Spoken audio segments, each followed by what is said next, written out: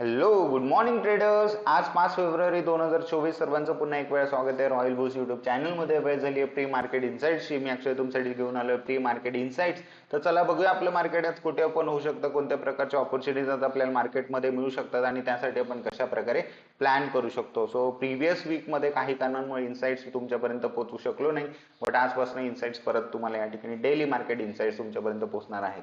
And yes, previous weak फार वोलेटाईल होता, budget पण होता आणि तुम्ही बघितलंच असेल बजेट जे आहे ते न्यूट्रल नॉन इव्हेंट झालाय. तो काही मुवमेंट आपल्याला कुठे बघायला नाही मिळाली बजेटच्या दिवशी, जे फार एक्सपेक्टेड होतं. खूप ट्रेडर्सला एक्सपेक्टेड असतं की खूप जास्त मुवमेंट येईल आणि मग आपण काहीतरी छान प्रॉफिट करू, बट सगळं या ठिकाणी सगळ्यावरती पाणी फिरलंय आणि येस, बजेट जे आहे ते नॉन इव्हेंट झालंय आणि न्यूट्रल साइडवेजच क्लोज झालंय. सो हे थोडीशी कल्पना ऑलरेडी होती आणि मी तुमच्याशी हे डिस्कस पण केलं होतं एका इन्साइट्स मध्ये. अँड जर बघितलं तुम्ही तर मार्केट पण फार अस्थिर होतं मागच्या आठवड्यामध्ये. आणि यस, डेली टाइम फ्रेमवर तुम्ही निफ्टीचा चार्ट आहे समोर बघू शकता.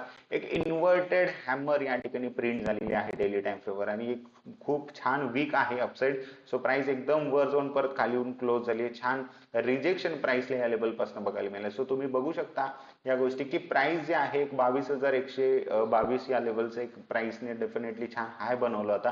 तिथनं प्राइसने परत फॉल दिसला आपल्याला, प्राइस मध्ये रिट्रेस केला आणि परत प्राइसने बाउन्स करून एक्झॅक्ट त्याच लेवल पासून रिजेक्शन मिळालं. सो आता याला कसं आपण या ठिकाणी डिकोड करायचे किंवा पुढे काय होऊ शकते सर्व गोष्टी आपल्याला बघायच्या आहेत. बट येत्या दिवसांमध्ये मे बी आपल्याला एक क्लिअर ट्रेंड कोणत्या तरी पर्टिक्युलर डिरेक्शन मध्ये दिसू शकतो. म्हणजेच आपल्याला रिसेंटली प्राइस जी आहे ती साईडवेज किंवा थोडंसं रेंज बाउंड दिसली किंवा एक रेंज मध्ये ट्रेड करत होती, तर प्राइस आता कोणत्या तरी पर्टिक्युलर डिरेक्शन मध्ये आपल्याला मुवमेंट करताना दिसू शकते. आणि हे कसं ओळखायचं त्याचं सोपं ट्रिक अशी आहे की ही कॅन्डल जी तुम्हाला दिसते इन्व्हर्टेड हॅमर, ह्या कॅन्डलचं जर आता कधी हाय ब्रेक झालाय 22,122च्या वर जर प्राइस सस्टेन झाली तर डेफिनेटली वरच्या दिशेत तुम्हाला जवळजवळ 500 ते 1000 पॉईंटचा डेफिनेटली रॅली वरच्या दिशेमध्ये तुम्हाला दिसू शकते. आणि दुसरी गोष्ट, जर कधी प्राइस 21,800 ह्या कॅन्डलच्या लोच्या खाली 21,800च्या खाली जर प्राइस कधी सस्टेन झाली तर तुम्हाला प्राइस परत 21,000 या लेवल पर्यंत खाली येताना दिसू शकते. सो असे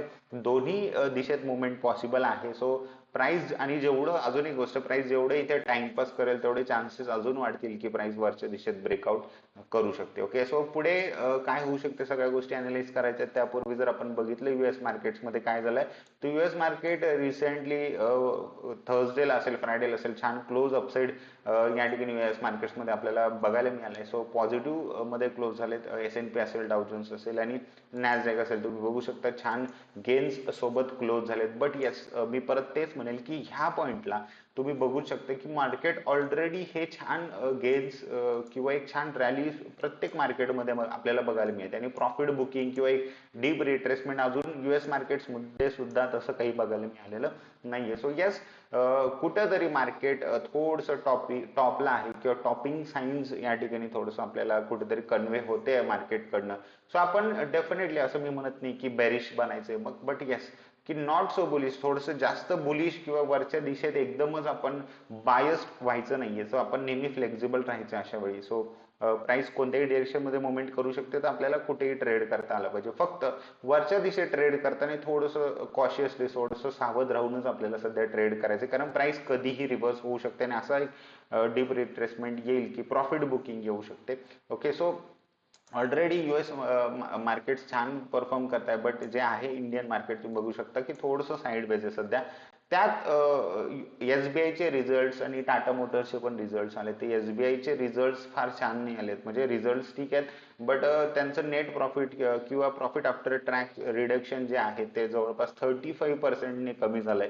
सो 35% कमी झाल्यामुळे तर याचा इम्पॅक्ट मार्केटवरती आज कसा पडतो हे बघणं पण फार महत्त्वाचं ठरणार आहे. आणि स्पेशली बँक निफ्टीमध्ये ही प्राइस ऍक्शन बघणं फार महत्त्वाचं ठरणार आहे. जर कधी एसबीआय मध्ये तुम्हाला थोडंसं काही ड्रॉडाऊन वगैरे किंवा फॉल बघायला मिळाला तर डेफिनेटली निफ्टी आणि बँक निफ्टी छान आज फॉल करू शकतात. ओके, कारण तुम्ही प्रिव्हियसली बघितलं एचडीएफसी रिझल्ट छान आले, बट ह्या न्यूजचा जे आहे बॅड प्राइस ऍक्शन आपण एचडीएफसी मध्ये बघायला मिळाली. रिझल्ट छान येऊन सुद्धा एचडीएफसी मध्ये आपल्याला खूप छान फॉल बघायला मिळाला होता. सो आज एसबीआयचे रिझल्ट जर खराब आलेत तर याचं मार्केटवरती कसा इम्पॅक्ट होतो हे बघायचं. तर त्याचा इम्पॅक्ट चांगला पण होऊ शकतो आणि फॉल पण येऊ शकतो. असं काही गरजेचं नाही की रिझल्ट खराब आलेत तर त्यांची ऍसेट क्वालिटी अजूनही हेल्दी असं पण या ठिकाणी स्टेटमेंट आहे.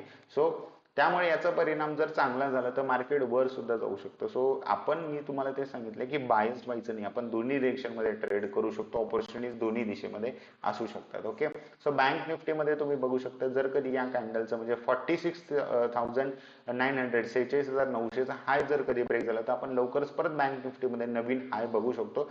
आणि जर या ठिकाणी या कॅन्डलचा लो जर कधी ब्रेक होतोय, सपोज 45,500 ही लेवल जर कधी ब्रेक झाली किंवा 600, तर आपण लवकरच परत 44,400 या लेवलच्या आसपास मार्केटला किंवा बँक निफ्टी येताना बघू शकतो. ओके, नाव जर छोट्या टाइम फ्रेमवर डिस्कस करायचं झालं तर थोडंसं ऍडव्हान्स जे आहे प्राइस ऍक्शन इम्प्लिमेंट करून किंवा जे वेव्ह थेरी जर इथे आपण इम्प्लिमेंट करून जर बघितलं तर स्टुडंट्सला माहिती आहे की एक छान रॅली आपल्याला बघायला मिळाली. So this was kind of a third wave, आणि हे जर काही एबीसी असू शकतं का?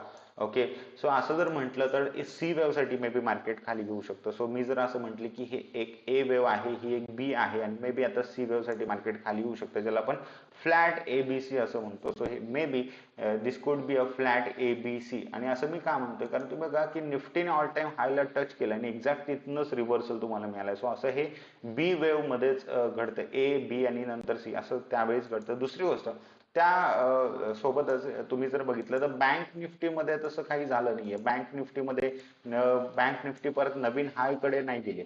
सो बँक निफ्टी जर आपण बघितलं फिब रिट्रेसमेंट इथे जर प्लेस केली तर बँक निफ्टी एक्झॅक्ट तुम्ही बघू शकता की 61% आसपासच आहे. सो 61%. सो आपल्याला हे पण समजते की ही कोणती तरी एक ए वेव्ह होती, ही बी वेव्ह आहे, आणि मग सी वेव्ह बँक निफ्टी मध्ये सुद्धा या ठिकाणी येऊ शकते. सो थोडस वेव्ह थेअरीनुसार असं समजतंय की प्राइस थोडस खालच्या दिशेत येऊ शकते मे बी.